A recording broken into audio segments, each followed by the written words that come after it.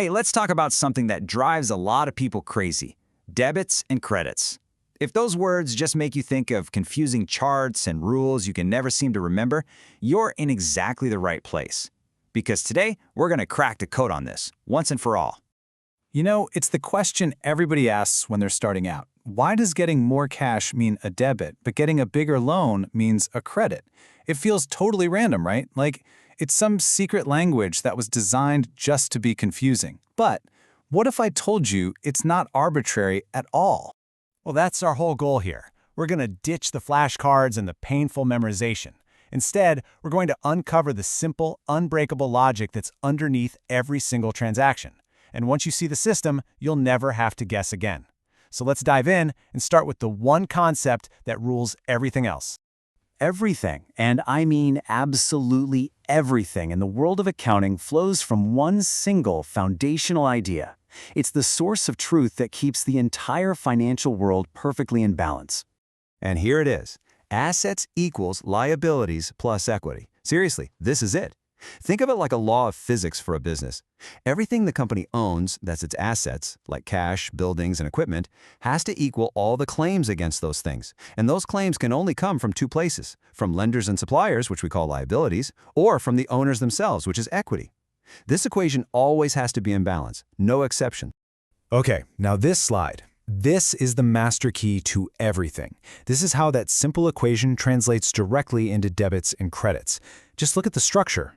Assets are on the left side of the equal sign, right? So they naturally increase with the left side entry. And what do we call a left side entry? A debit.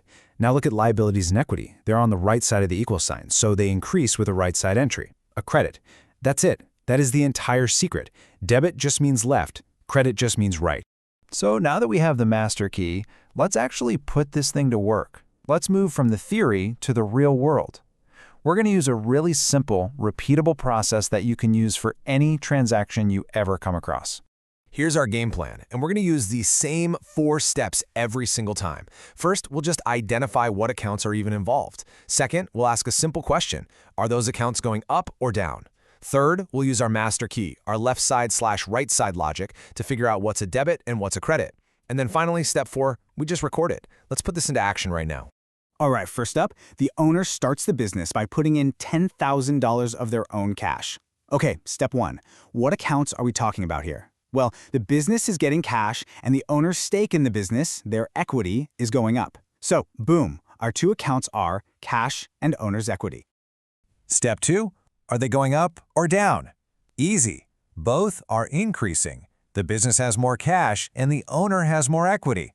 Now for the magic. Step 3, using our logic. Cash is an asset. Where do assets live? On the left side of the equation. So to make an asset go up, we make an entry on the left, a debit. Owner's equity lives on the right side of the equation. So to make it go up, we make a right side entry, a credit. And there you have it. The debit on the left equals the credit on the right. Perfectly balanced. And this is how accountants like to see it visually in what they call T accounts. And honestly, they're just a simple way to see the left and right side of any account. Look at that. The cash account gets a debit on the left side, and the owner's equity account gets a credit on the right side. Left equals right. The accounting universe is in perfect harmony. All right, ready for another one? Let's do it. The business needs $2,000 worth of supplies, but it buys them on account, which is just a fancy way of saying on credit. They promise to pay later. So, step 1, what are the accounts? Well, the business got supplies, and now it has a new IOU to pay, which we call accounts payable. Step 2, increase or decrease. The amount of supplies the business has went up, and the amount of debt it has, its accounts payable, that also went up.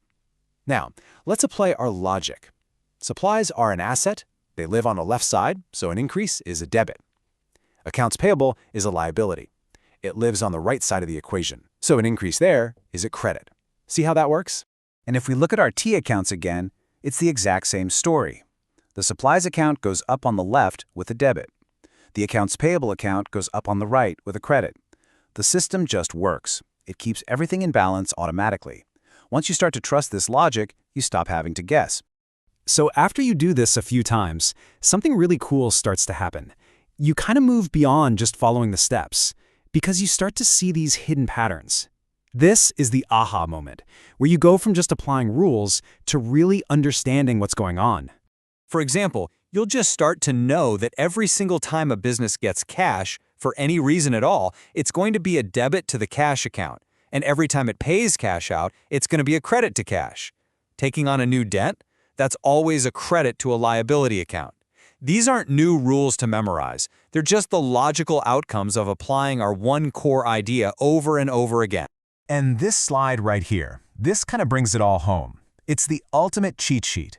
You can see how assets and expenses are buddies. They both increase with debits. And on the other team, you've got liabilities, equity, and revenue. They all increase with credits. And that makes sense, right?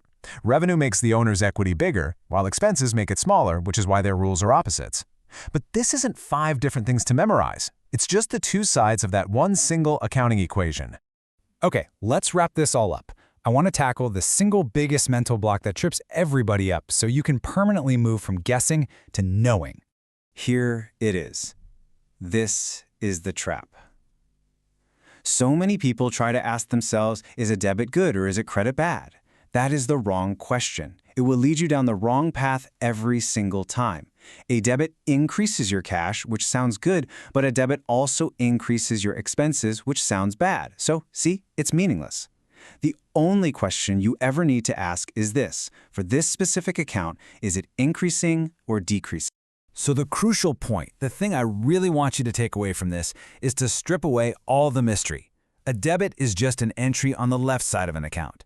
A credit is just an entry on the right side. That's it. They're just directions, left and right. Nothing more, nothing less. And once you truly see them as simple directions, all flowing from that one single equation, the entire system just clicks into place. The logic becomes clear, the patterns become obvious, and you're not memorizing anymore. You're actually understanding the language of business. So, are you ready to stop guessing and start balancing?